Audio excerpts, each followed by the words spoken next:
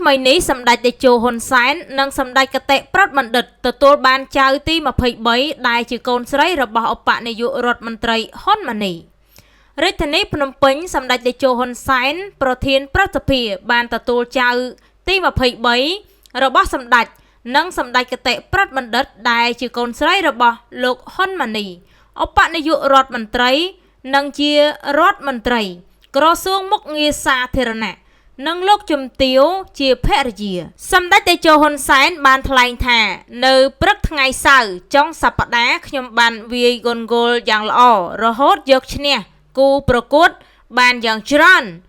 លុះដល់ពេលល្ងាចខ្ញុំបានមកមន្ទីរពេទ្យដើម្បីបីចៅស្រីទី23ដែលទៅនឹងសម្រាលនៅម៉ោង 13:31 នាទីរសៀលនៅថ្ងៃទី22ខែសីហាឆ្នាំ